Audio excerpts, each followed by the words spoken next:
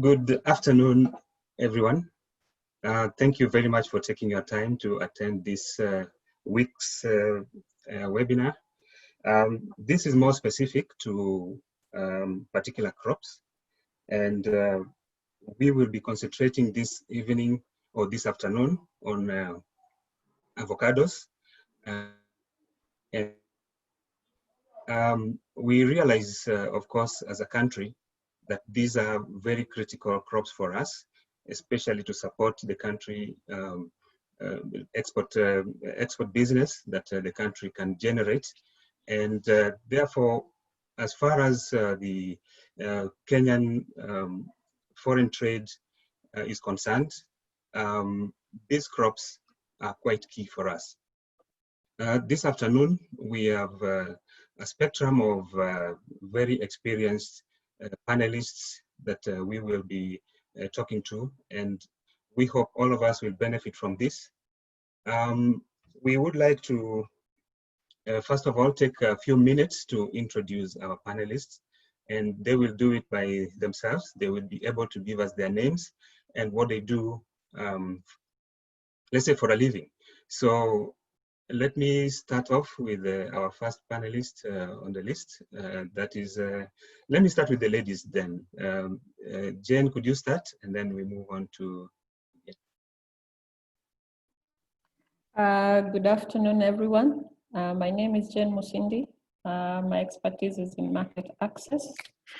I have been in the horticulture industry for over 20 years. So we were here even before standards came in. So we have understood how we have progressed from having no standards to now. I am happy to be here, and I hope we shall interact going forward. Thank you. Thank you, Jen. We are always happy to have you. I think you've been a very consistent panelist in this entire forum. Let's go to the next panelist. Lydia, are you in?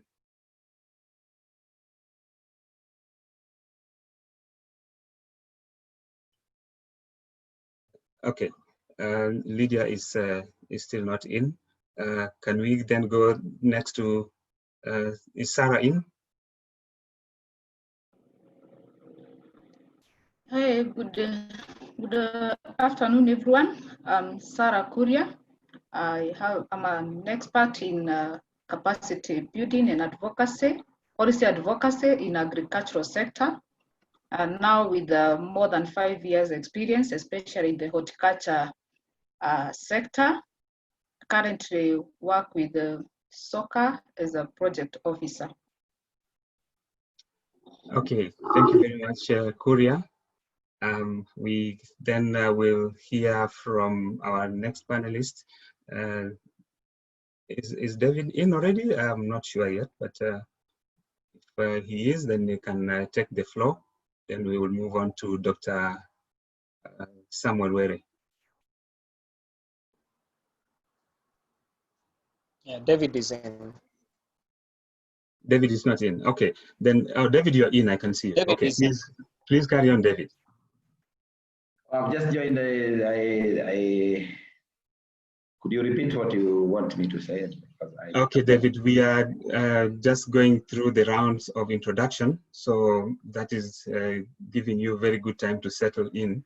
But you can straight away, because you are not new to the forum or to the discussion. So just give us your name and what you do briefly, and we will give you time to settle down properly. Good. Thank you. Thank you, Joshua. My name is David Ndegwa. And these days I'm doing farming. I'm actually participating in active farming. I'm managing a farm in Melmoro, which is a 100-acre farm, and under Takazi Limited, and I'm the managing director for that company. Mainly we are growing tender stem broccoli, potatoes, onions, and I've been growing French beans and peas for a very long time. So today we'll be talking about that in details. Thank you. Okay, thank you, David. It's always a pleasure to have you. And then we will move on to Samuel. All All right, thank you, Joshua. Samuel Rere, my name's. I deal with production of crops, crop protection, and also in issues of standards to ensure that farmers comply to the required various agricultural standards, so as to ensure that we produce good crops and also ensure sustainability for the farmers in production. And I'm also a member of SOCAA. Thank you. Okay. Thank you very much, Samuel, and feel very welcome. I think this is for you the first time that you are in, if I didn't miss any of the sessions. So feel very welcome. We are ready to listen a lot more from you and gain some experience from what you do in life. Okay, that's for now. Those are the panelists that are in. Ricky, do I need to introduce you, or you can introduce yourself? Please go ahead. I think Lydia Kimani is also in, and yeah, so let's have Lydia. Okay, Lydia, please carry on. Thank you very much, Joshua and Ricky. Good afternoon, participants and fellow panelists. It gives me great pleasure to join you this afternoon to discuss pertinent issues with regard to our leading value chains in the horticulture sector. My name is Lydia Kimani.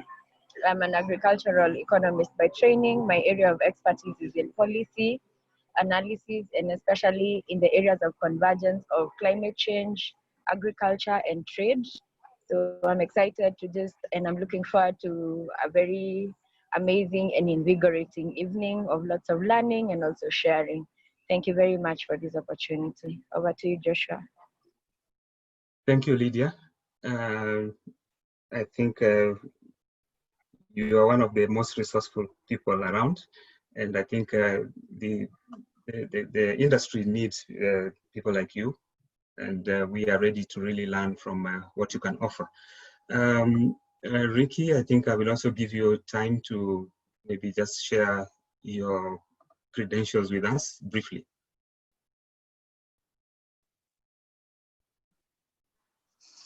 Thanks, Joshua, and good afternoon, good evening, good morning, everyone, depending on where you're listening from. My name is Ricky Aguda with the Society of Crop Agribusiness Advisors. I head the secretariat, and I have a background in agriculture, specifically focusing on crop protection and sustainable agriculture practices. I'll just speak briefly as a co-host before I also prompt our other co-host from ITC SheTrades, who we have partnered with in this particular masterclass series, where we focus on the avocado, French beans, and peas value chains. And I think most importantly, building up on what we've done before, is that we are really trying to highlight the opportunities that are there within these different horticultural value chains. And in addition to highlighting the opportunities, we would want all the different entrepreneurs, and in this case, we are looking even more specifically at women-owned businesses or SMEs that are in these particular value chains to profit from the use of the expertise that is present within SOCAA and even elsewhere, in order to achieve their objectives and to actually be both profitable and sustainable in the long term. So for now, I think that's what I will say, and I'll invite our co-host, Susan Mugore from ITC SheTrades, to also make her opening remarks. Thanks. Thank you very much, Ricky. My name is Susan Mugore Wamboko, and I'm really excited that we have come to the beginning of this masterclass series that we've been planning. We're really excited about the collaboration between SheTrades and SOCAA, and we really look forward to sharing experiences as experts. Of course, International Trade Center, the SheTrades Commonwealth Program focuses on economic empowerment and job creation for women-owned businesses. And we have a lot of capacity building programs on e-learning, and also we do trade facilitation through trade fairs and so on. And so this is one of the capacity building activities that we planned for this season that we are in. And we really look forward to tapping in from the expertise and the experience that we have from the experts at SOCAA. And we look forward to also sharing the experiences that we have. And I encourage every one of us to just really participate in this interactive session so that we can learn as much as possible and we can share our experiences and grow together. Thank you very much, Ricky, and over to you. All the best. Thank you. Okay, thank you very much, Susan. And we appreciate what you have done in terms of empowering us also to be able to reach to the industry or the industry players, which of course include the small scale farmers that are involved in these crops that we are going to discuss today. Without the kind of cooperation that we are getting from you, it would be very difficult for most of our farmers to be able to engage effectively in making sure that we as a country are doing the right thing for the markets out there and that they are getting the correct information. I think we are so far ahead of time, and what we will do at the moment is to just go through the issues that cut across the entire, let's say, value chain. We are at some moment going to give you some expectations that will come in a short while. And during that moment, we will be able to go through a list of things that we expect our audience today to come up with, to gain from this session. And these are very valuable issues that will help them either to be able to produce, and not only produce enough, but also to produce safe crops. We will also be looking at the standards that that are available, that they need to understand and implement. And we will also be, sharing some ideas on things to do with advocacy and analysis, especially from one of our new panelists in the forum. So I think Ricky, if you could give me the expectations, then I could highlight them out, and so that our participants can be able to know what to expect to this evening. Okay, we are going to talk about 3 crops during this session.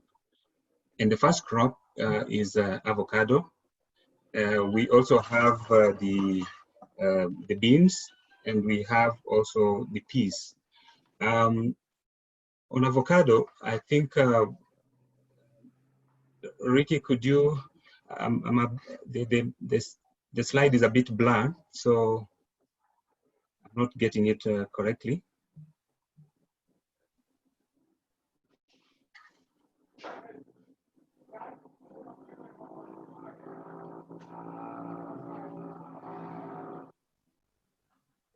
All right. So it's still not clear, Ricky, but I think I will do with what we have there. If you could make the slide more sharper.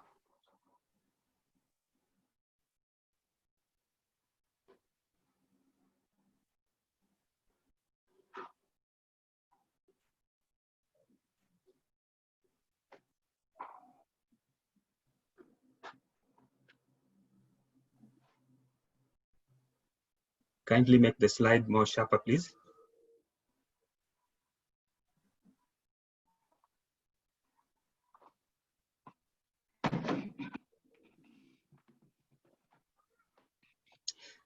Well, basically, we will be looking at how to get into the entire value chain, especially with exports, with the export market, because that is our main concern as a country and as an industry. We will also look at to be able to to be able to kindly put the slide back, Ricky. Okay, we will do without. We will do without this. Carry on, Ricky.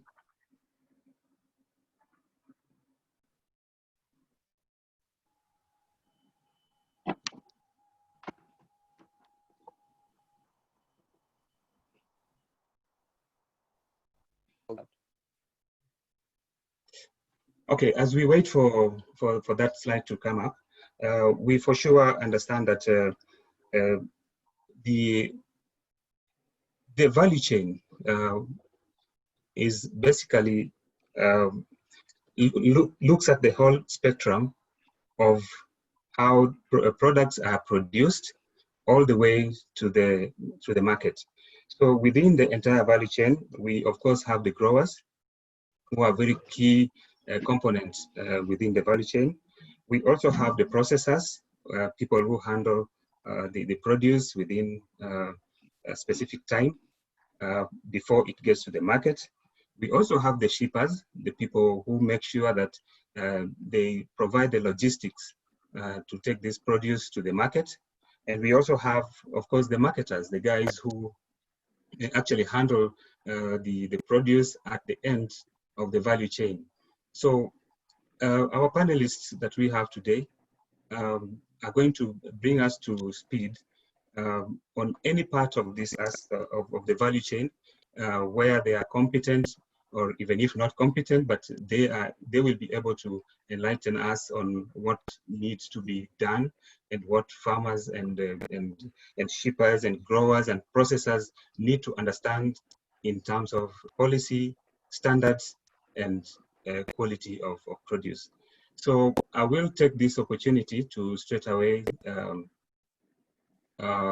invite our first presenter, and in this case, the first presenter in our list will be Jen. Sorry, that will be Lydia Kimani. Lydia, if you're ready with your presentation, please take it up from there.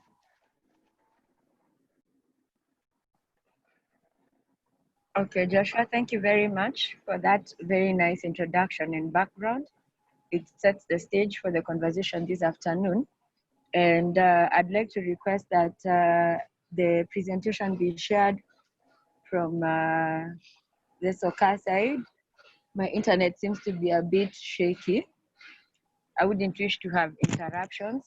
So maybe as the slides are coming up, I'd like to reiterate, my name is Lydia Kimani, and I have 12 years experience in the agriculture sector, spanning different aspects, especially from a private sector standpoint. I have been with agrochemicals. I have worked with the membership organizations mostly, and now presently I am the liaison officer at SOCAA.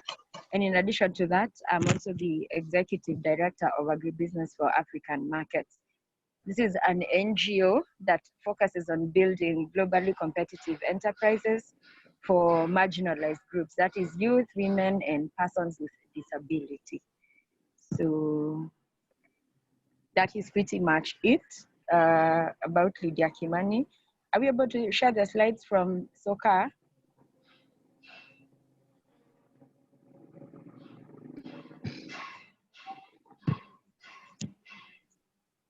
The slide will come up in a moment. Okay, thank you very much, Joshua. So it gives me great pleasure to take on the stage as the first person as we discuss promoting resilience, and especially of women-owned businesses in the wake of the COVID pandemic. It has brought with it a lot of transitions, some are expected, others not expected. But nonetheless, we are here to ensure that our women, our enterprises, our smallholder farmers continue with business uninterrupted. So that said, I'd like to proceed.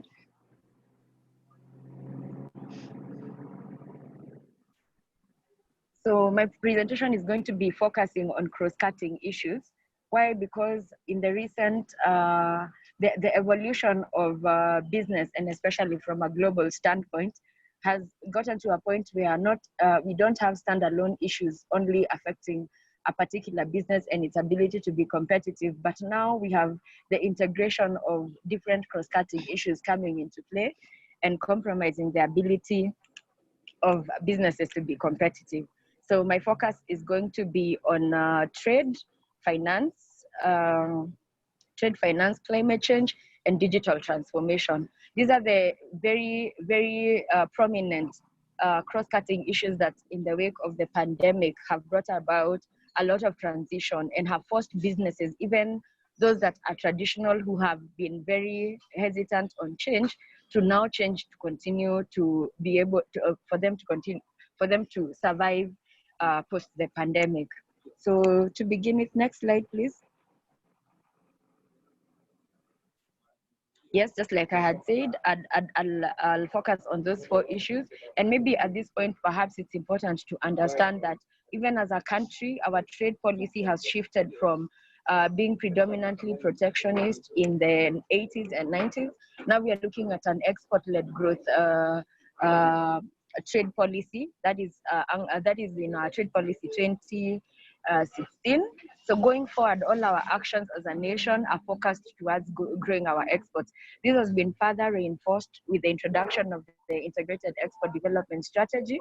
And from there, what has also come up very strongly is that we are seeing a lot of strong synergies across government ministries, agencies, and departments. Previously, we had a lot of silo operation, but going forward, and in full appreciation that, for example, the SDGs, the Sustainable Development Goals, are very integrated and indivisible. So in order for us to achieve the Sustainable Development Goals, there is need for coherence, and especially at the policy level, then cascading down even for us in the business space. So you'll find that our trade policy has components of environment and even digital transformation. And as an enterprise and even as an SME, it is very, very important to follow these policy changes because they affect the way you do business. Our commitments from our previous webinar, we found that because in the era of globalization, countries commit at a global level, then cascade their commitments to national level. Then from the reporting side, these commitments are reported from the very lowest and escalated to the highest levels of global commitment. So you as an enterprise, you are also contributing to the government's ability to achieve the Sustainable Development Goals. And therefore, it is imperative that you also understand when we say about zero hunger, how is, for example, avocado or French beans or peas in pod trade contributing to SDG when we talk about inequalities? So those are some of the things that we are going to be looking at. Next slide, please. So just looking at, starting off with trade, as a small and medium enterprise, one of the things that you need to be very conversant with are let's go to the previous one, please, on market access conditions.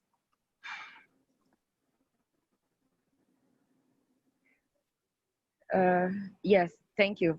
So you find that the market access requirements are going to be important. I don't know why it keeps shifting, but I hope we can remain slide 3, where we have market access.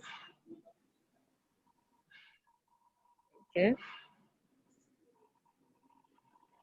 Yes, there. So as an enterprise, it's important, and especially because our commodities are food, are part of the food trade.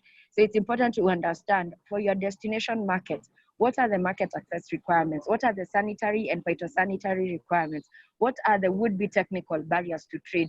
Is there any way that your packaging is required to be labeled, that without that labeling, then you're not able to retail in that particular market? In addition to that, it is important as a small enterprise to also be familiar with trade facilitation procedures in the country.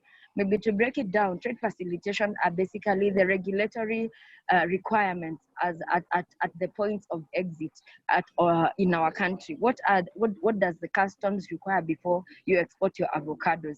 So you find that there are three images. So the one on my extreme left is a phytosanitary certificate, which neither the avocado, French beans, or peas in pod can exit the country without. Then we have a conformity assessment certificate that I picked from the Rwanda Standards Board. I could not get one from KEBS, but basically that's what it shows. And in some instances, you'll be required to attach a certificate of conformity. Then finally, we have an image of our a plant health inspectorate, one-stop border point at JKIA. So before the avocados can leave the country, then KEFIS is mandated to ensure that it has met all the documentary compliance, and that is where you get your issued with your phytosanitary certificate. So when you click on that link that I have shared, it's a bit minute, but you will be taken straight to the documentary requirements for you to export French beans, and you'll realize that there are 49 of them. So one of the things that has compromised our ability to compete in the global market for agriculture is the number of the level of bureaucracies. So you find that in some instances, some value chains are very well coordinated, very efficient, very integrated. So the private sector has done everything in its part to reduce the interruptions, but you find that the bureaucratic procedures required for the commodities to leave the country are where we are getting compromised in terms of competitiveness. So as an enterprise, as you use these procedures, you're able to inform government through your membership association, through, for example, Avocado Society of Kenya. For the French beans, I saw there are 49 steps. But who are your competitors in the global market? Tunisia, Morocco. How many steps does it take for small enterprises to export in Tunisia? Because that difference in itself could mean a lot of profitability. So if we're able to revise those steps and have them as minimal as possible, then it is going to be of great benefit to exporters.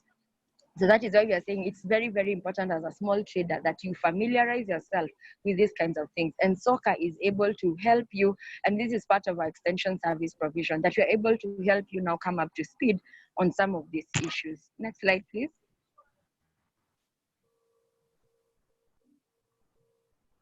So the next slide is on trade as a tool for sustainable development goals.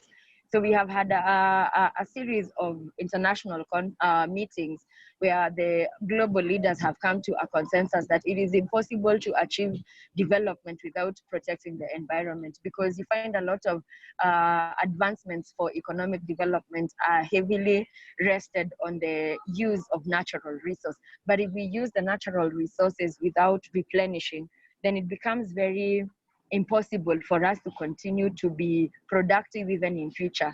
I remember the Constitution of Kenya says that the resources that we use we have been advanced by future generations. So they have credited them to us. So we are in turn supposed to be prudent in their use so that future generations are not going to be at a loss to remain for their survival and even for their comfortable livelihoods. So you find that trade, these are some of the very key SDGs that trade responds to. Trade is able to help us by trading in avocado. We are able to ensure that there is food security. We have no poverty. We are able to bring more women on board, like what we are doing this afternoon. We are ensuring that more women are able to participate in the benefits and the premium incomes that the avocado, French beans, and peas in pods value chains are able to extend to the participating smallholder farmers. We are able to also achieve decent work and livelihoods, economic growth. So as we achieve decent work, we are not just saying people want to get employed, but are they able to meet their daily needs and contribute meaningfully to economic growth? Then we have reduced inequalities with regards to incomes. Then we also are talking about sustainable production and consumption. That's why we are talking about, as an enterprise, you will be required, in as much as you're using water for your avocado production, the pesticides. To what extent are you ensuring that the soils, for example, remain productive? Or to what extent are you ensuring that the water sources that you're using for your irrigation are not contaminated? So our production needs to be responsible. Then finally, we have that climate action and life on land. So you find that those two climate-oriented SDGs are where agriculture will play a very big role. So life on land, we're talking about the use of water, we're talking about the use of pesticides, fertilizers, and the issue of organic farming are also covered here. We also realize that agriculture is one of the greatest climate change contributors. So it is imperative for us in the agriculture sector to make sure that our production systems are sustainable now and in the future. Next slide, please.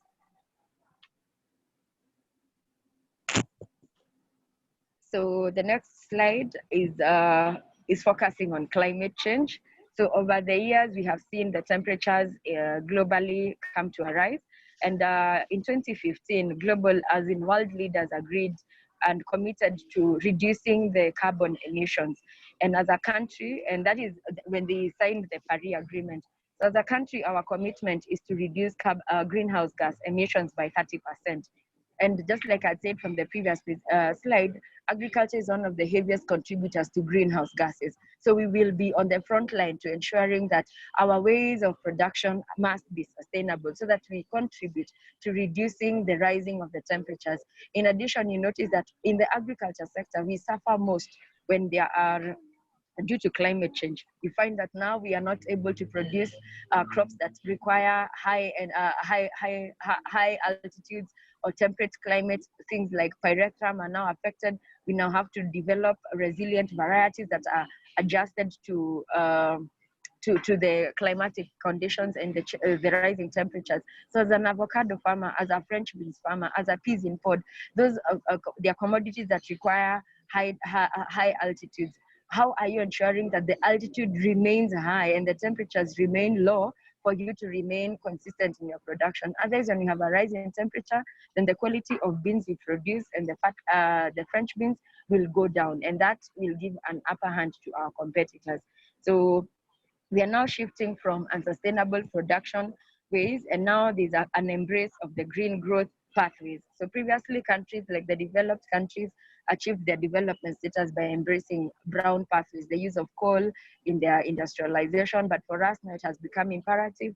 We have to look at renewable energy to support our agro-processing endeavors. So to what extent, as a small enterprise, as an avocado farmer, what do you have a solar panel? Are you planting trees to just create those kinds of mitigation, prevent the furtherance of climate change impact on agriculture? So you find that with green growth, there is a confluence, there's a convergence of economics, the protection of the environment, and also the ability to ensure that the social capital is also safeguarded. So those are some of the things, and we have seen in the recent wake of the Kakuzi case that is now the Kakuzi issue with human rights. They have done everything in their part to produce good avocado, but because of a human rights issue, they are losing market access. So as a smallholder farmer in the village, how are you ensuring that these things do not prevent you from accessing the market? Next slide, please. So the other cross-cutting issue is a digital transformation. Initially, when we started agriculture, we were all doing manual things, but now we have moved to we have digitized our farming and our ways of farming. And the unfortunate thing is that while we have always played the smallholder card previously, now even the SMEs are forced to make the transition. So it is important that we realize that the transaction cost of administering digital solutions for individual farmers is very high. So now that leaves the smallholder farmers to no choice but to come together, to aggregate their actions, to come together in cooperative movements so that they're able to afford some of these costs, the ability to demonstrate climate change compliance, the ability to afford digital solutions. They can be very expensive as an individual farmer, but as an association or through a cooperative, then you split the cost and it becomes manageable. This, by doing this, then we're able to ensure that even our smallholder farmers are able to make the transition and remain competitive even in their global spaces. Next slide. So aside from digital transformation, we also have the issues of finance. So previously we have had the traditional financial institutions such as banks or microfinance. But in the age of digital transformation, we have now seen the rise of digital lenders like Branch and Tala. And maybe at this point, I'd like to share a very interesting insight that women in agriculture are known to have the highest credit scores with digital lenders, meaning that they are a very attractive market for digital lenders. And I'll share this because of the domestic horticulture market. It has data is showing that the informal traders in horticulture produce, specifically fresh fruits and vegetables, the women who go to buy to Wakulima market, there is data showing that the borrowing rates between 3 a.m. and 5 a.m. are very high. And when you look at the demographic that is borrowing, is women who go to the market at that time. And the interesting thing is that their repayment rates are up to 90%. So they have become a very attractive market, a niche market for digital lenders. So these are some of the things that going forward, we need to also sensitize our women entrepreneurs that, look, you have built such a strong profile with digital lenders and now they want to work with you. So to what extent, in as much as they're supporting informal entrepreneurs, that is our mama mbogas, to what extent are they able to take it to the next level and start providing trade finance for those of us in export? That is a conversation I am sure they would be willing to have a sit down over. So finally, there's the issue of finance also again. In addition to not only just moving from traditional lenders to now transitioning to the digital lending platforms, we are also looking at finance has shifted. The traditional financiers we are now seeing an evolution where we have now banks are looking at who they are financing. What are your contributions and commitments towards climate change, adaptation and mitigation? And I'll give an example here in Kenya. So we have Kenya Commercial Bank is now in the process of being accredited as a climate finance institution in this country. What that means that if today you bank with KCB and they are supporting you in your agriculture, in your avocado production, or peas import, or French beans, they will start asking you. So now that we have become a customer, we are putting new conditions for you to access financing or to access a loan or to access trade finance. Demonstrate to us in what ways your enterprise has taken steps to mitigate against climate finance. So you start requiring for the ones in that kind of production, we will start maybe looking at what are your water efficiency levels? What are you part of a scheme that is planting trees to reduce the carbon footprint? So it is important as an SME that you start now evaluating which are your best entry points towards climate change mitigation. And you'll find that as you do this, it is going to make it so easy for you to even access climate change, sustainable finance going forward. So the financial institutions are requiring that we demonstrate sustainability interventions in our production, in our processing. So if we are not able to do that in the next few years, it is going to become very impossible to support, to access financing. And it's important to know that KCB is a relatively large bank and a strong partner of a lot of SMEs in the country. So as an SME, for continued business, for business continuity, it's important that you ensure that some of these things that are becoming emerging issues, climate change, are also integrated into the way you're growing your avocados, into the way you're producing your French beans. And ultimately, this is going to give you an edge, even with your consumers in the Tesco's, Salisbury, Aldi.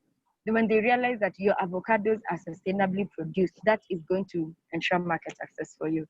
So that said, ladies and gentlemen, it gives me great pleasure to really appreciate your audience and attention in this point.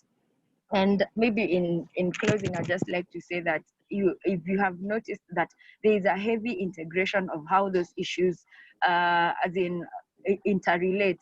So we have now a shift also in terms of financing. Traditional financiers have all crossed over to offering climate finance. So even for us in agriculture, not just in the value chains you're focusing on today, we need to build capacity. Even us at SOCAA, that is one of the things that we are focusing on, to build capacity in green growth experts so that we are able to now tap into the vast resources of the climate finance.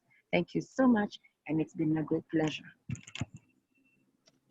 Okay, thank you very much, Lydia, for that elaborate information that you've offered to us. I think you are touching the nerve of the entire growing processes and what I would say, knowledge, impacting knowledge to the growers. I just have a few questions, one or two questions before we move on to the next presenter, and that is touching on the finance, basically the digital finance. You've clearly mentioned that at the moment there's quite flexibility in access of finance, especially for the small-scale farms. How far have you reached with this? Are we able to cover the entire country? Because as far as we know, avocado is at the moment being grown probably all over the country. Are you having experiences where particular regions are performing much better in terms of availability of finance and others are not? That's the first thing. The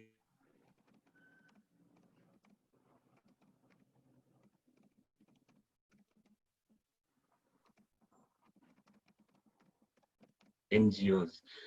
We are in a situation where we have certain areas that, or certain group of farmers that still believe that they just have to be supported. We are already over running to 60 years of independence, and we have, as the expert, talked to farmers all through this time. But we seem to be still at the point where the farmers still need support, financial support, and even small handouts. How do we get over this issue? Because otherwise, in another 10 years' time, we will still be talking about financing small-scale farms. How do we get them to the level that they are self-supporting? Maybe just a quick answer in a few sentences. Okay. Should I respond now, Joshua? Yes. Okay. If you'll do it quickly, you can do so. Then, yes. or you can push it to later, whichever way you want. Let's push it to later so that we don't lose. But I have no problem with the response. Okay, so we can put we can go into a deep dive later. Okay. We can go into a deep dive later. With mobile, with financing, the high proliferation of mobile telephony in Africa and even in Kenya as a Silicon Savannah is one of the things that is increasing financial inclusion. So the issue of availability is no longer the problem. It is just the ability to understand that this facility is there for you. So that the issue on digital lending is the challenge is the information asymmetries. People may not know that it's available. On NGOs and the supported farmers, the dependency syndrome with the farmers. One of the things that we need to appreciate is that our smallholder farmers are poor. And there is no way, in as much as you're talking about agribusiness, transitioning from subsistence to commercialized agriculture, we have to find a model that works for our smallholder farmers. And that, my proposal has always been that we need to organize our farmers in commercially oriented cooperative societies, strengthened at the governance level, because that has been what has been the greatest undoing for cooperatives for a very long time. So if we have a commercially oriented cooperatives, they will be able to afford the compliance to climate change, the access to finance. So by extension, we will be de-risking agriculture in its entirety and making it a viable enterprise and a lucrative income generating sector. Thank you, Joshua. Thank you, Lydia. Thank you very much for that answer. And we will therefore then move on to our next presenter. And without putting too much introduction to what she will share, because Jane has been with us for quite a while, and therefore there's no need for further introduction. Jen, could you take us through what you have for us in for this evening? Thanks, Joshua. Hello, everyone, and good afternoon. Allow me to share my screen.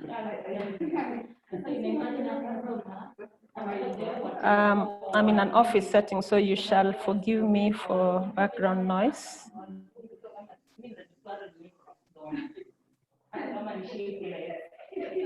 So for this session, I will take you through the importance of standards, adopting standards for competitiveness in trade. Focus will be on avocado, French beans, and peas. We have been going through a lot of problems, especially on peas and beans in pod. Avocado, not so much, but it has started coming through. So challenges to food safety in the Kenyan system. Most safety challenges facing Kenya could be attributed to mainly coordination of our food safety system. So we are unable to detect potential risks and gaps. We are unable to share information. We are unable to plan together. We only receive information from one stakeholder or two, which is the regulator. The rest of us receive, yet we are supposed to get to a point where we are sharing this information and planning together. And then we are unable to identify appropriate strategies for collaborative management, because food safety, as you know, cannot be done by one person. It has to be everybody along the chain. So basically coordination, and if you realize in Kenya, we have almost like 32 segments of government that deal with food safety. We have 32 laws almost, and almost same amount of regulators. So it is very difficult to coordinate all these people to give you a safe product. So what are we supposed to do? What are standards? A standard is a repeatable, harmonized, agreed, documented way of doing things. As long as you do it, you are supposed to do it repeatedly, then it becomes a standard way of doing things. And some contain technical specifications, others contain specific criteria designed to be used consistently. For example, a standard in trade maybe will tell you the how-tos to be able to trade together. A standard in food safety will tell you what limits you have to meet for that product to be safe. And any organization can establish standards for internal or external use. Even us within ITC SheTrades can establish our own standards, and we ask our members to follow these standards. But there's a difference between standards and regulations, which I'll come to later. So why are food standards necessary? So you realize because of increase in international trade, there is a need to put safety standards in place to protect the consumers, because for us, the distance between where the food is produced and to where it is consumed, that distance has increased. So most of us don't even know where this food was produced. And therefore, we want some assurances that whoever produced it with us in mind for my benefit, so that I'm protected.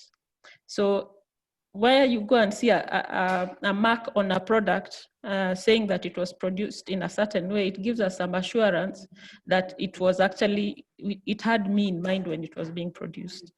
Now, in the past, we were next to the farms that were producing, so it was easy for you to walk onto the farm and see what they are doing, and then now decide whether you're going to buy that product or not, which is not possible now. And then most food safety standards are based on risk assessment, which have been developed. Basically, it assesses the risks on microbial pathogens, the risks on residues of pesticides and veterinary drugs in food, environmental contaminants, which include heavy metals and naturally occurring toxins, e.g. aflatoxin. Now, some of what we get in our media is either perceived or real, but there's really no risk assessment to say how exposed we are to this risk.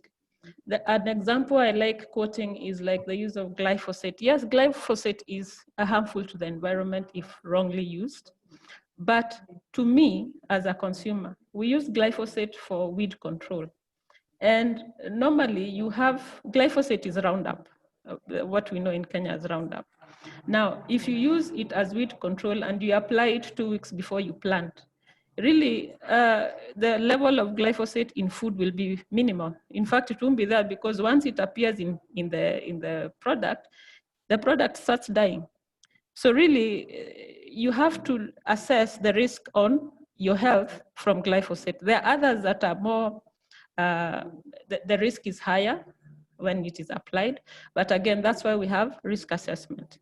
And the world standards bodies say that you cannot classify something as a risk unless you go through an assessment to look at how much risk it is and where that risk is occurring to the human body. So what is the difference between a standard and a regulation? Difference lies in compliance. Standards are voluntary. As I said, ITC SheTrades can come up with their standards, a code of practice, which they say their members must adhere to. But that does not stop that member from trading. But regulations are mandated by a government. So it is required by law that you follow this regulation, otherwise there will be a consequence. So that is the main difference. Many people confuse the two and use the two intermittently, but a standard is voluntary and a regulation is, it is required by law, so it is mandatory. So examples of standard and regulations in Kenya, standards are like the KS 1758 standard, Global GAP, BRC, ISO standards, those are voluntary. But regulations like the Crops Act, the Environment Act, MCA, the Employment Act, if you don't adhere to these rules when you're doing your business, you're liable to a fine or imprisonment or other legal consequences. So we must separate the two. However, to access some markets, you must adhere to some standards. So again, it's neither here or there. You may have to, like most markets for fresh produce require you to have global GAP. So then you ask yourself, well, is this mandatory or voluntary? But you can decide to supply another market which does not need global GAP. So what is the role of standards in the food value chain? So there's improved market access as a result of increased competitiveness. It reduces trading costs because remember, once you do your business in an efficient manner, you reduce waste. It simplifies contractual agreements and there's increased level of quality of your product and your service. It facilitates business interaction because if two businesses follow the same standards, it's easier to know what that business, what system that business follows. So it reduces level of misunderstandings and mix-up. So for example, if a standard requires you to have complaint handling procedures, then I know if I come to you, you will handle it professionally. But if there's none, then we'll have a problem coming to an agreement.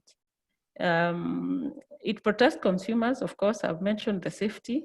And then if I buy a product that you tell me it will last 7 days and it lasts 3, then I will be upset and I will not buy that product again.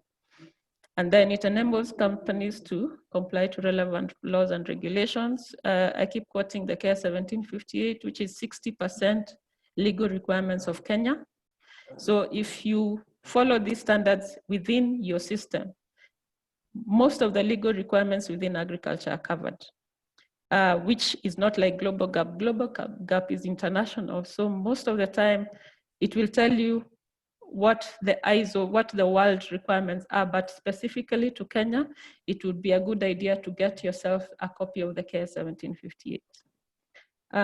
It facilitates innovation because you will know that I can operate within these boundaries of this product. So as long as I can get a product that is within this boundary, then I am not limited to what is quoted on the request. I can move around within a certain boundary.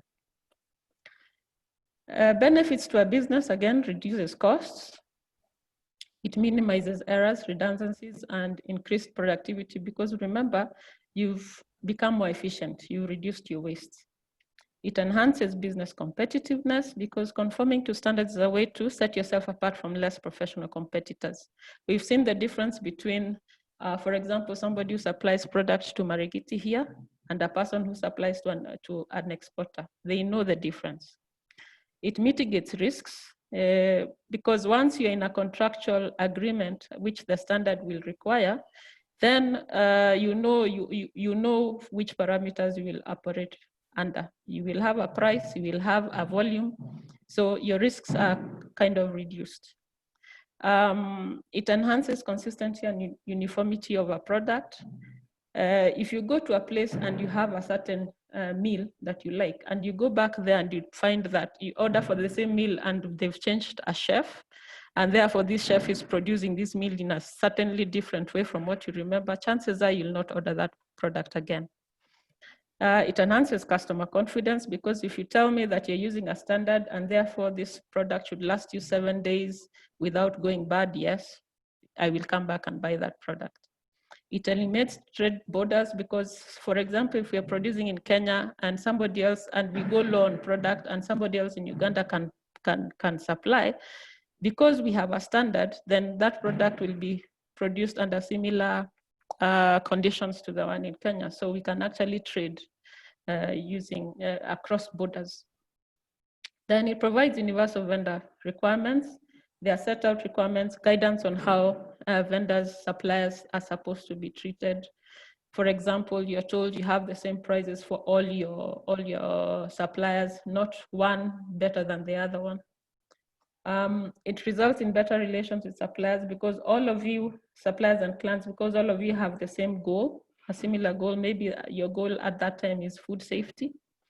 And then it ensures that products perform the function that they were manufactured for. So in conclusion, it is necessary for businesses to find out what standards and regulations are required for the business to operate and ensure that they operate within these requirements. I know there are some businesses we look at that are very lucrative, but when you go and apply standards to that business, you realize what you would have been making is actually maybe 70% of what you projected to make, which then affects your confidence in that business. And this should be ideally be carried out as part of your market analysis during business planning stages, because I know we are business people. We don't just jump into a business. We do a business plan.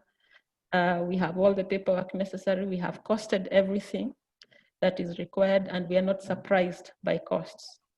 And then it is advisable to assess the costs associated with compliance, because a standard does not only occur once, you need to maintain it. So you need to assess what costs are related to compliance to these standards.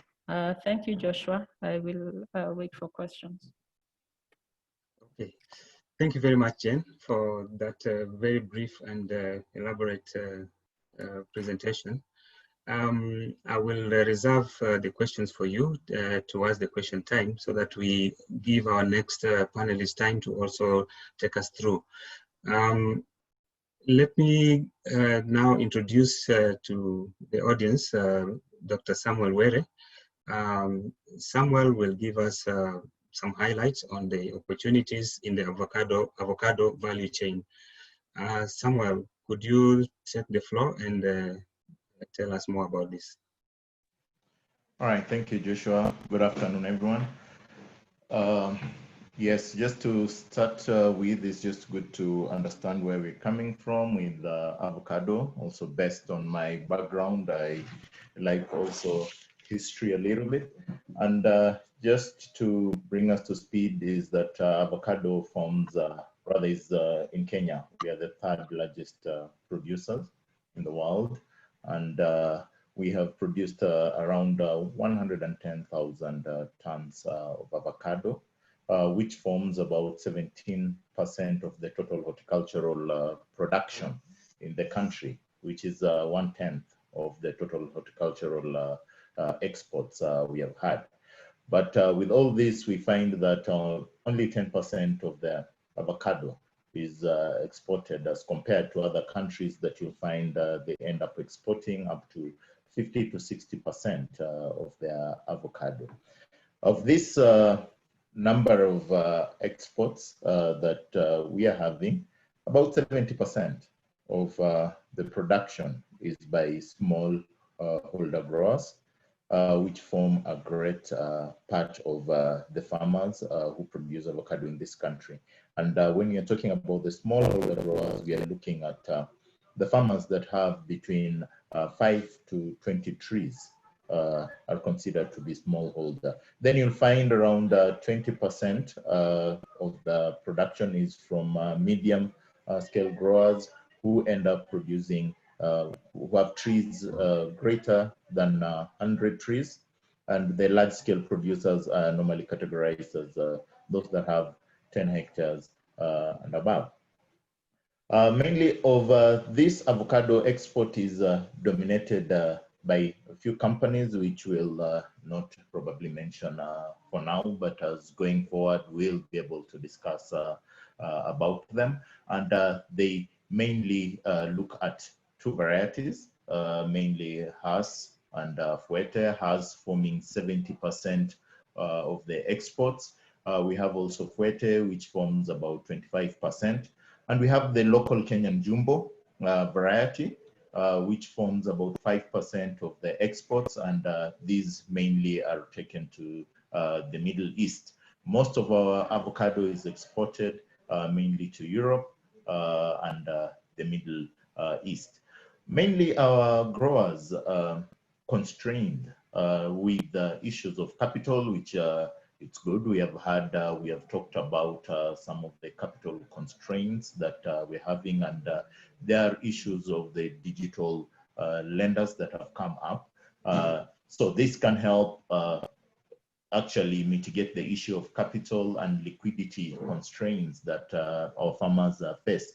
Also, another critical area that faces our farmers is the limited access to production technologies and institutional support, because you'll find most of our farmers are left out of important parts of the value chain, and they're actually just negated to the production part. I don't know if our growers are negated, or we let our growers just feel comfortable at that particular point.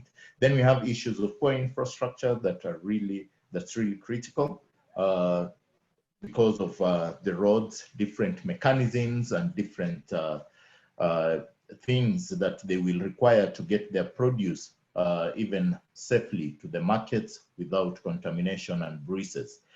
However, with a little of these constraints, there is still a bright light because we have various benefits, because when we increase our exports, it has been observed that farmers that do export their avocado, they increase their returns by about 40%. This is due to increased productivity, and the prices are better. And there are other opportunities, not just in selling the avocado itself. We need to look at other opportunities like squeezing the avocado oil, which is looking at the value addition part of it, which may actually increase the productivity of the growers. Other benefits that avocado growers need to look at in a value chain is we need to look at where we're getting our planting material, because farmers, other than just involving in the selling of the fruit, which most of our growers end up targeting, it is important to look at what they can offer at the value chain, because you'll find many people have come into nursery production and they are making the monies of the national nursery production. We can also get farmers to get into having mother blocks, whereby we'll be getting the plantlets, the scions, to be able to do all these multiplication for seedlings. And also, we can have mother blocks for rootstocks. And now here is where we need to look at the improved technologies that can come into production of avocado, whereby different organizations or groups of growers can come together and even decide to improve on their on their rootstocks, because one catch we have is sourcing of the right material for the rootstock. And you'll find various, you'll find there are few places where you'll go and get the seed for the rootstock, which will enable the variety, the avocado, to be resistant to various diseases and pests, which I'm sure various growers have a challenge, mainly with issues of Phytophthora and Fusarium root rot. But if we can be able to get the proper seed for the rootstock, this can be a plus. And how can this be done?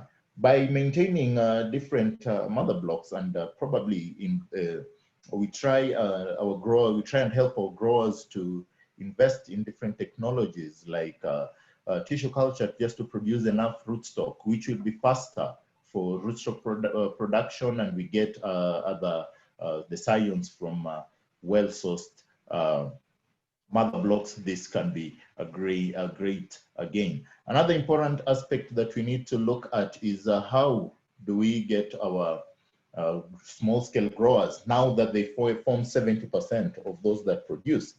We need to see how they can be assisted to get into proper marketing groups, so that this can help them to have a better bargaining power for their fruit.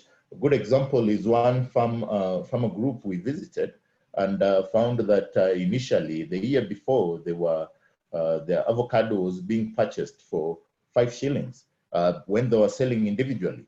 But when they came together, because of the power of having enough volume of avocado together, they managed to negotiate the prices upwards to the levels of 14 shillings per piece. And this can only be because they have come together, they have the volumes, and therefore they can negotiate for their volumes. When other technologies that farmers have been left behind and lag are issues of management of mainly the fruit fly, which has been also a problem. And there are new technologies which growers need to understand. And it is good, Kenya, we are doing quite well on use of pheromone traps. That is a plus that we are having, although there are other areas that we really need to work, even as just together with the farmer groups and other institutions, more so on issues of management of above ground or foliar pests and diseases. You'll find many, we don't have actually many plant protection products that have been listed in the country for the use of these particular pests and diseases. Okay, Daktari, I would like to interrupt you a little bit. Yes. I think that is a whole chapter that our farmers really need to listen to when we all have enough time to do that. Sure. I just want to thank you very much for that introduction, but we will have you again in the next session so that you are able to give us a little bit more, because I think that is really a lot of information that the time that we have allocated ourselves for today might not fulfill. So I just beg your pardon so that we can go to the next presenter, whom I might also interrupt in the middle, which I don't like doing, but we have to do that for the sake of time. Sure. Thank you. Yeah, thank you very much for understanding. Let's quickly go to our next panelist, whom I will give just 5 minutes to also articulate the issues as quickly as possible. Sarah, I think you are next in the list, so kindly just give us a 5-minute pep talk, then we will jump on to David Ndegwa to finalize for the day.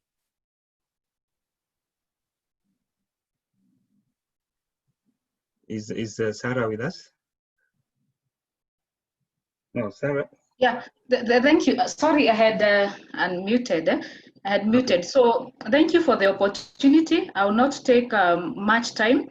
Mine, I'm looking at the issues of gender perspective and the human light that affect the trade and competitiveness of the agribusiness, especially on the issues of women. And therefore, I will do just a small introduction that will cover that will give a whole issues of women and the relations in the agribusiness. We all agree that human rights and gender perspectives can potentially affect trade. And I'll give a case of Kakuzi, the recent Kakuzi case that has really affected the trade of avocado. Women are mostly disadvantaged in various forms, especially in issues of gender equality, and social and economically excluded in various ways. And these affect competitiveness in agribusiness. And I'll just give a highlight, just because Lydia had mentioned some of them, I'll just give a highlight of some of the gender issues and possible solution to unlock their competitiveness, resilience, and recovery in agribusiness. And one of the potential issues that can affect trade and agribusiness in women is the ownership of or access to various resources. And the resources include the issues of capital, physical, financial, human, and natural. And this lack of access of these resources, it affects female more than males, and thus it limits them from adaptation of the commercialized agriculture. And another issues that affect women, especially when it comes to the market, is really a big issues where women are producing, and then we find the brokers who are mostly males. They're the one coming to broker and sell the produce that women produce. Just because the way the market is structured, women are not favored to do such kind of business or to access that areas. And therefore that is a potential issues that can affect the trade and the competitiveness of women, especially in agribusiness. There is also issues of finance. I will not dwell that much because Lydia had mentioned about the issues of finance access, where women need collateral for them to have finances. But in most cases, we know women, they don't own land unless they have bought the land themselves. Mostly the title belongs to the man. And these are the issues of the cultural issues that come along with the ownership of land.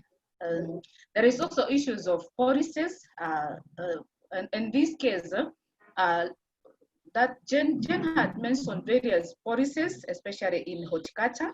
I will not also dwell so much because we know the policies that are available. And most of these policies, they are also gender sensitive. And the lack of implementation of such policy is the issues that affect the trade. There is also the issues of policy prioritization and incentive, mostly on commercial value chains, which are mainly not controlled by women. And also mostly women are not involved in the development of such policies, and therefore their views and their opinions are not well captured. And so also their issues are not mentioned in such policy. And if the issues are not there, in the implementation, the issues will not be solved. So let me mention some of the things that can be done to help and increase the competitiveness of women in agribusiness, and also to build their resilience and also recovery. We need to involve and to increase women involvement, especially on the areas of knowledge, extension, and sharing across all the genders. The issues of digital extension and digital platform in marketing and all that Lydia mentioned, and that is a key thing that we need to do so that we can increase women competitiveness. Women have a gadget that can access information online, and therefore because they might be limited in terms of movement, we need also to adopt such platforms so that we can include them, especially in the marketing and extension. We need also to include the issues of to give a gender sensitive in our various let me say programs that affect the women, that empower women. And by empowering women, we are going to ensure that women are able to participate in the meaningful engagement in the community level, and also participate in decision making, which has been a challenge. And therefore, they are able to share their views, opinion, and also their needs and priorities in all areas of policies, plans, and the budget. This also involves even at the government level. The issues of advocacy, and this advocacy require data. We need data, and the sharing of economic data on food prices and markets to the women is very important, because this one will empower them to have variable information in understanding the overall market environment. And that way, they are able to bargain their way forward and be able to understand the market and the prices as they trade in the agribusiness. Data is also helpful in advocacy, especially with the policy makers. Yeah, and again, we need also to apply our approach, our gender issue approach from the household approach, and this will help also to understand the cultural, the norms allowed the household level, and that may hinder the competitiveness of agribusiness in women. In conclusion, moving forward, we need not to look at the gender as just a number, gender disaggregation as just a number, but also we need to improve our discussion to a gender transformative, where we understand the issues and we start giving out the solution in order to improve the issues of gender. Again, I will also conclude by saying sustainable food security and trade cannot be just achieved without the decision making of women in food system, and without recognizing and overcoming constraints that women face across the value chain. Thank you very much for the opportunity. That's what I had to say concerning the gender and the trade. Thank you. Thank you very much, Sarah. You've touched on most of the things that affect gender, especially our mothers and lady farmers across the country. The 5 minutes is not really enough for us to hear more of what you've just said. We really need more time for that. So we will spare time for everyone in the next session. But for now, let us listen to David.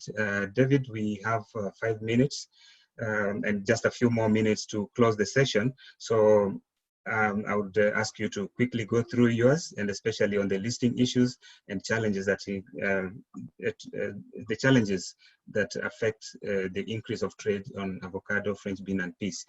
Kindly be brief, as you've seen, we are running behind time, and then we will do more in the next session. Thank you.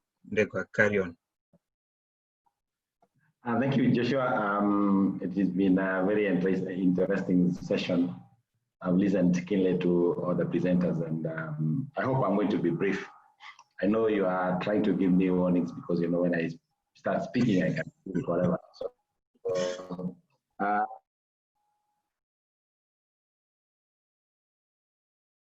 the key thing is how do we increase the trade in terms of when you're talking about avocados, snow peas, and or peas and fine beans. Basically, these are very essential commodities when it comes to export market. And this is an area whereby if we increase even by a few tonnage, then we start to benefit a lot as a country because of the foreign exchange income that we would start to earn. And therefore, these are very, very important products. Now, you realize that for the trade to exist, there must be a farmer, an exporter, and an available market. Mostly what happens is that these are the stakeholders who sometimes normally do not communicate effectively in order to be able to understand each other, because for the business or the trade to thrive or to grow, there must be seamless communication and understanding in each and every aspect. And I've left another key stakeholder, who is the consumer. These four stakeholders among others that we could call these are the main ones. Others are tertiary, which comes to support this business. Now, if we're talking about challenges and how to increase the trade, we have to ensure that each and every stakeholder in that chain must feel that the business is worth enough for him to continue undertaking it.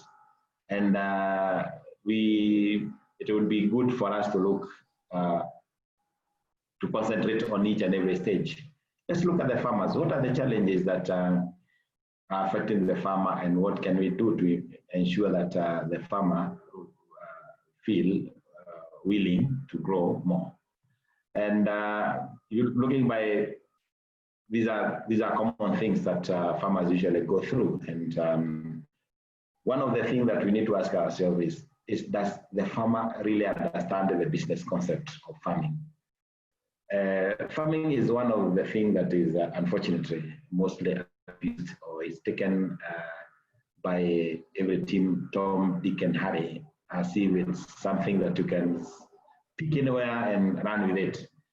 That's not the case.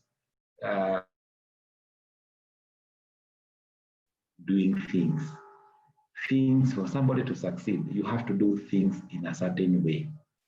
I usually say, if you give two chess players a chessboard with equal subjects, one chess player will defeat the other. Why? Because the one who defeats position and moves his pawns in a certain way. He understands the rules of the game. So as a farmer, I usually say farmers must understand the rules of the game. Do our farmers understand these rules? In most cases, they don't. I've been involved in farmers recruitment and talking to farmers about planting French beans because when I was working to look for farmers, and one of the questions that the farmer used to ask whenever we went to recruit is that, how much are you paying me? So farmers are more price focused, and that is where they miss the game. Price is not under the control of the farmer. In most cases, if you focus on what you cannot control, you lose the game all the time. You need to focus on what you can control. And what are these factors that a farmer can control? What the farmer can control is the production. Anything that concerns the production activities within the farmer's farm, these are the things that the farmers need to understand in terms of how do I make my land?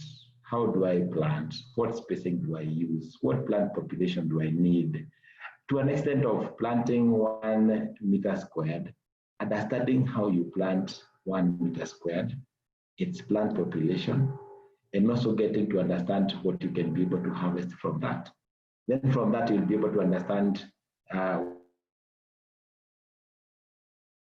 this and pest, what to spray, and what nutritional needs do your plants require in order to meet the target production.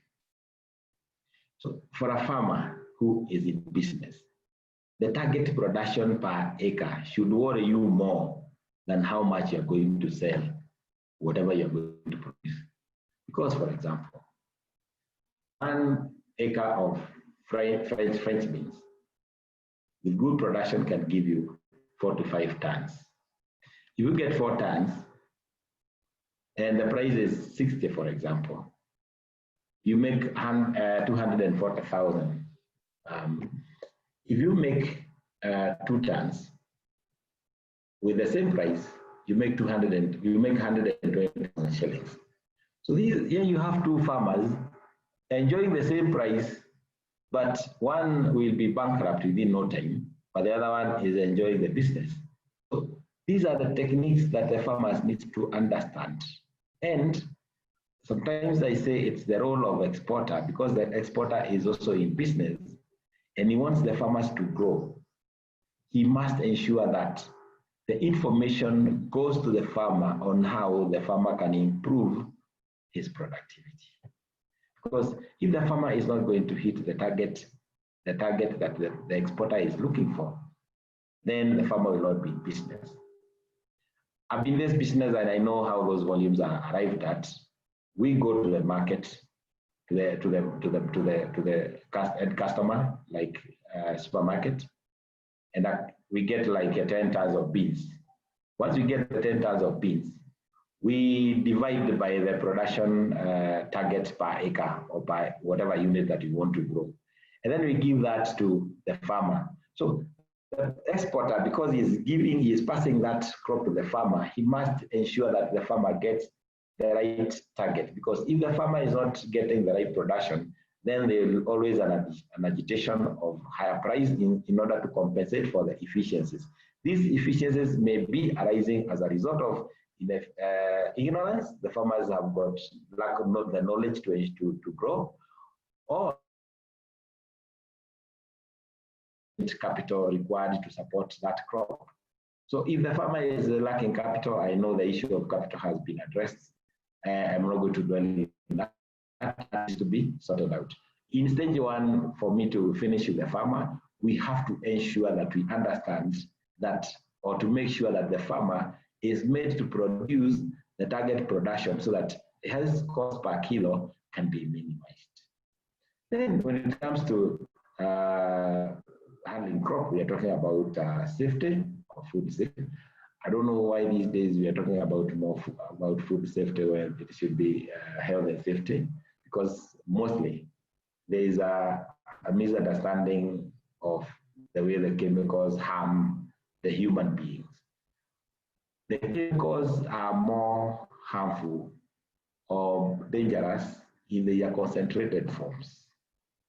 And the people who start the highest risk of harm from chemicals are the people working at the farm, not actually the consumer. And this is what people becomes the wrong message is going to the consumer. Consumers are worried that they are getting poisoned because chemicals are not being sprayed using the right manner. Okay, I do understand there is an urgent and a very critical. We need to address the way the chemicals are used in our farms or with our farmers in order to ensure that it is across the board. But what I was saying, I wish I have the time to finish. Take for example, I will pick one chemical and say Dudu3, which is wadacellothrine with 1.8% active ingredient. 1.5% means that there is 1.8 grams in 1 liter, or 1.8 grams of active ingredient in 1 liter. This, for you to spray in 1 hectare, you need 1.5 liters. So the total content of the active ingredient in 1.5 liters is 2.7 grams. So let's say, for example, you are spraying for thrips in cabbages in 1 hectare, and 1 hectare has 40,000 cabbages. So assume, the reason as to why we add water to the chemical is for us to be able to spread the active ingredient within the area that is being targeted. So the amount of active ingredient that is going to fall in 1 cabbage will be 0.000675 grams. It's very small. So now compare this to somebody swallowing the spray mixture when he's spraying, or the person who comes to the same field to pick cabbages or to weed for the cabbages after spraying. That person has the highest exposure to harm than the person who will consume that cabbage when it is harvested. So the risk is actually minimal as you go towards the consumer, but it's important that we get to know that it's not good to sell produce that exceed maximum residue levels. And why do the maximum residue levels are calculated? In order to tell those users who normally abuse the dosage rate, and that's details. And it's very, very important because extensions or extensionists may not be able to each and every farmer. It's very, very important for the farmers to ensure that before you spray, you must read the labor. I usually say that you may not need an extension officer near you in the room, you just need to read the label. The label instruction is all what you need for you to be able to use the chemicals well. And then we are talking also about the standards. How do we ensure that the standards, what is the role of these standards? Are there things that the European market is happy to that a human being, we are animals of habit. The moment we have the standards of operations and we stick to them and we operate them regularly, they become we internalize them and then we enjoy using them. What I would encourage the farmers is that to accept the standards, to own the standards. They're not being put there to punish you. They're not punitive. They are there to ensure that you are they're actually simplifying your job. And then when it comes to, that's the farmer, the exporter. What is the role of the exporter towards increasing the trade? I'm saying if you start the farmer and we ensure that the farmer is now winning, is producing the target production that has been set, is able to break even and put money in his pocket, the farmer will be willing to go. Now the exporter have to ensure that because of decreased capacity of possibly the government to put the right number of extension officers to the right ratio of the farmers, the exporters have to bridge the gap by ensuring that the right information on production is by having qualified agronomists or contracting. SOCAA is a powerhouse of information and competence. Any exporter who knocks at the door of SOCAA, I'm sure you will be able to get good agronomists who can be able to train your farmers on how to increase the production so that your farmers can be happy. When they're happy, they'll be able to produce for you for a longer period. So the pricing structure and increasing the capacity in terms of passing the right information, passing the right chemicals to be sprayed, ensuring that the PHI pre-harvesting was out, ensuring that the farmers, the spray operators are using the PPE. That would help a lot. And then the other issue is to do with the market. There is a problem in the market. The export market rarely confirms on 100% of the volumes that it's going to buy from the exporter. If they commit 20 tons, for example, is Joshua, you want me to put a post there? Yes, I want you to do that because I want to give you a lot more time, David. But we are a little bit squeezed for the time at the moment. There will be just one question maybe at the end. What are the remedies of those of breach of those standards that we are talking about? But for the moment, we would like to actually go a bit faster now because we have a few things that we need to do towards the end of this presentation. Of course, the questions and answers, we recommend that the audience send their questions to the chat box, and we will be able to answer them online. And this can happen even a few minutes after the session is over. You can still send in your questions. We can deal with them at that moment. We actually just need to have a very quick closing remark, just very quick one before we go on to the next item, which is just going to take us 5 minutes, and that is a short poll that we will do. And for the moment, let me just start with you, David. Just maybe finalize, because you are the last presenter for today. Just give us a few sentences of your summary, and we will run backwards. That is from you to Sarah, to Samuel, to Jane, Lydia, and we will finish with Ricky. So just 1 minute, please, so that we don't stay on too long. Okay, thank you, Joshua. Thank you, Joshua.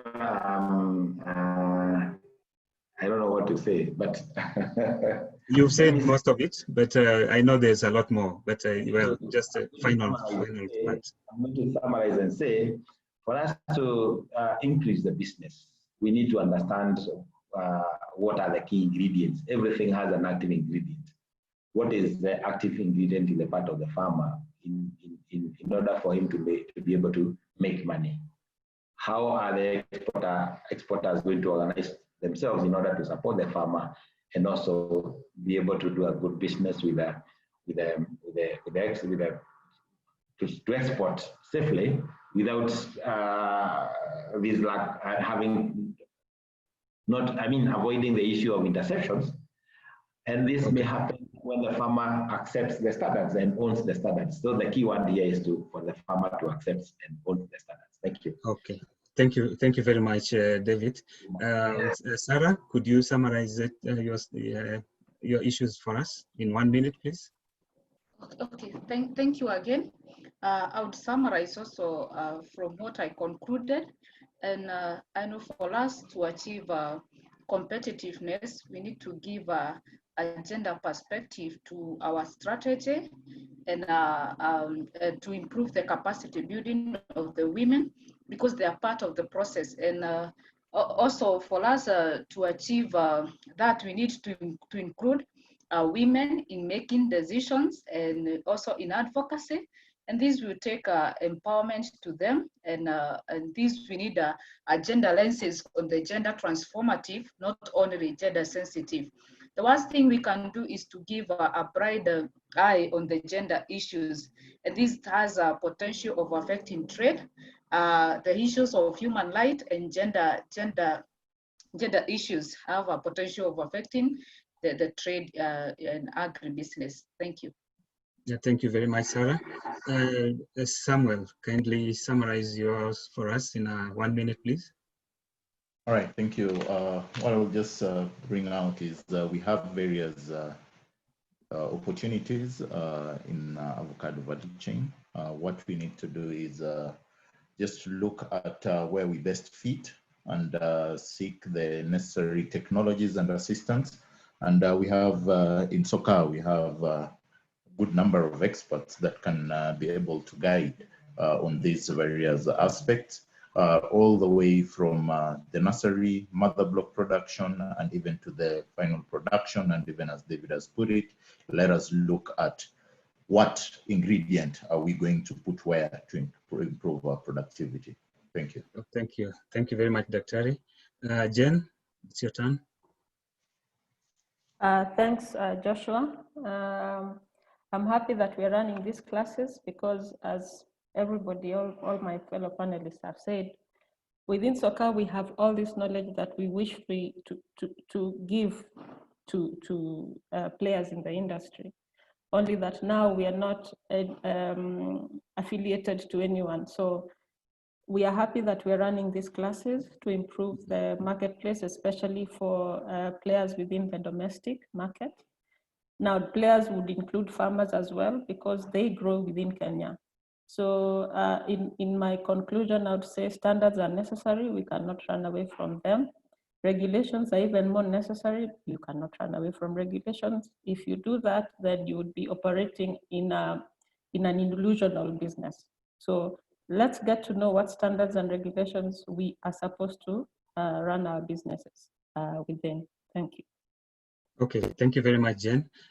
Before I invite Lydia for her final words, I would just like to remind all of us that we have a link, we have shared a link, and this can be found in the chat box because we really need to do some survey.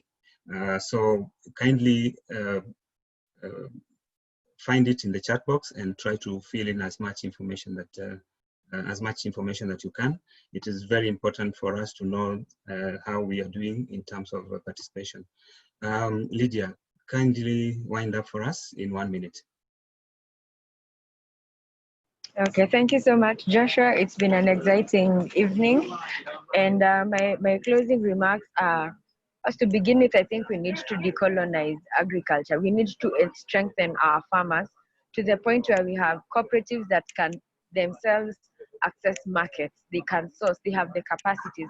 They don't necessarily need to be the holders of the knowledge. They can come together and through their resources, they can employ personnel that can do all these things that we are talking about.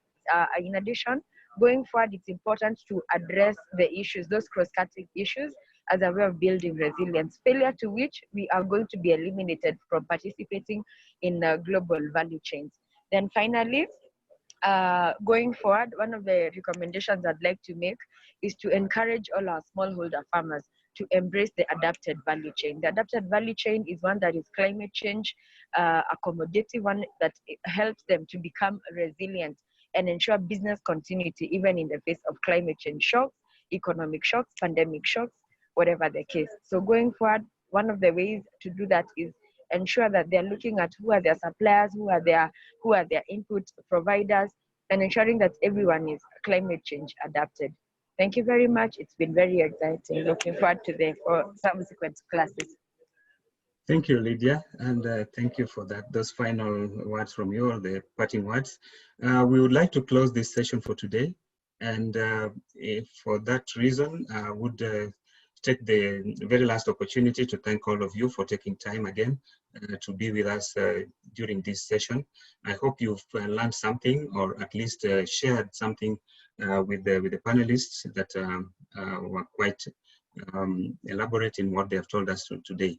I would wish to introduce the next session, which will take place next week on Wednesday, same time, and that will be, we will have more concentration on French bean production, or French beans productivity. This week, it was more on avocados, but next week we will dive more into the French beans. So those of us who are interested in that line of crops, please join us next week, same time, and we will have the pleasure to host you again. From us, the panelists, plus the management of SOCAA, wish you a good evening. Thank you very much.